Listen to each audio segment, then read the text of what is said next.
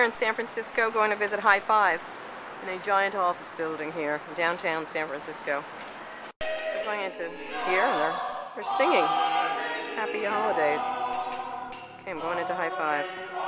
Okay, Adriana, introduce yourself. Adriana Gascoigne, Director of Corporate Communications. At hi5. We're going to go see your offices really quickly, correct? Yes. Excellent. We're going to actually go to the 4th floor and meet some of the engineers. Okay, we're not going to meet too many, but I don't like talking to engineers, as you know. Okay. They're not here. They're actually invisible. Okay, all right. So this is your office up here. You have, how many floors do you have in San Francisco? 3. 3, okay. This is our mobile area. Oh, very nice. And over there is our open social. Excellent. Oh, it's big. Yeah. We actually were all on the 3rd floor. Secret plans for the future. Okay.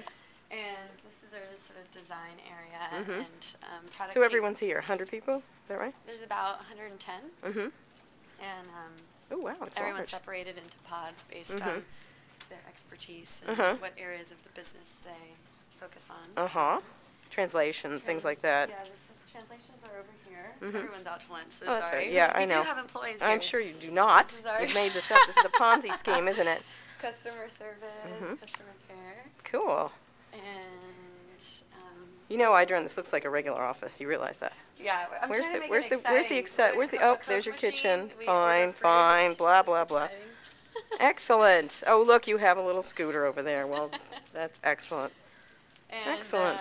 And here we go around this giant office floor. Yeah, it's really exciting stuff. And here this is where we have our Tuesday meetings. Excellent. With the whole company. And no one works here. We have ping pong tables. They laid everybody off. No, I'm teasing. Thank you. Okay, I'm here at hi5. Introduce yourself, sir. Ramu Yalamanchi. And you are the founder and CEO of hi5. Yes, hi5 is a social network I completely ignore, so now I'm not going to anymore. So I shouldn't. Explain hi5 for the people at home. Sure. So, I mean, hi5 launched in late 2003. We're the 3rd largest social network in the world. We do about 60 million uniques a month. We started off with a very international approach and launched our first language in late 2005. To over 40 languages.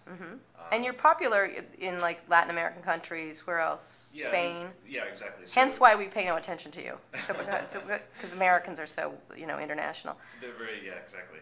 So what countries, for example? Yeah, so some of the top markets. So almost 40% of our traffic is from the Spanish-speaking audience globally. And after that, it includes countries like Mexico, Southern Europe, Portugal, Greece, Eastern Europe.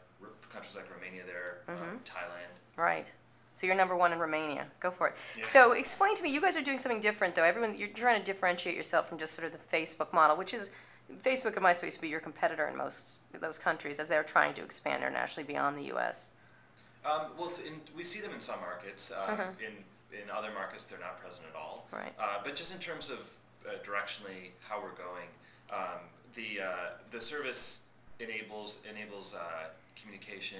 It also enables typical social networking kind of things. Yeah, but you're doing more virtual goods, virtual worlds. Yes, exactly. So we acquired a company called PixFirst back in July of 2008, and we're integrating that technology into hi5 right now. We're just launched virtual gifts this past week, and along with that launched hi5 coins. And so we're enabling a number of different services on this site that take advantage of that payment platform. So it's social entertainment rather than necessarily a utilitarian communications model. That's right. And why are you doing that? More revenue streams, more? Yeah, I mean, it seems like what users want as well. When we ask people, hey, what are the things that you enjoy about hi5? It tends to be around, well, I'm here to have fun, I'm here to be with my friends. If you look at applications, a lot of the applications are popular around games and entertainment. A number of things just in terms of what people are doing in the service directionally tell us that that could be more interesting. Also, it's different. You don't want to be a clone of Facebook because that's not a really good race to play in, kind of thing. Yeah. And so so they could make avatars, people could do games, they could be other people, that kind of thing. Yeah, as we build out the service, those are some of the things that people will be able to do. Now, where is social networking going? Obviously, open. Yahoo's trying to be that way. Microsoft is making attempts. AOL is trying to integrate Bebo into its service. Where is the trend? What's the big trend from your perspective? Well, I mean, for the way we see it, is international is still a huge opportunity. So if you look at the U.S., it's something like 65% of U.S. users are on a social network. Internationally, it's only half of that today. So still only 27, 20%. And I think that, so 70% of all internet users are on email. I think social networking can actually surpass that level. Right. And you've seen it in the past few years, the shift of traffic from places like Yahoo to social networks. And I think that'll just continue to be the case. So you have a more younger demographic, though, correct? We do. Yeah. Younger, they're more interested in game playing and things like that. Yeah, we have a younger demographic. Our service tends to do better in emerging markets where where the median age is. And you make money how? Explain. Today it's all advertising, and so strategy has been a little bit different. We're in so many different markets across the world. We're number one in like over 30 countries, and so what we've done is we've gone and found local partners in a bunch of different places. Examples are like Portugal Telecom in Portugal, Arbo Media in Eastern Europe, E-Type in the UK, and they're our local representative of our ad inventory there. And in terms of where you're going to make money in the future, where do you see that happening?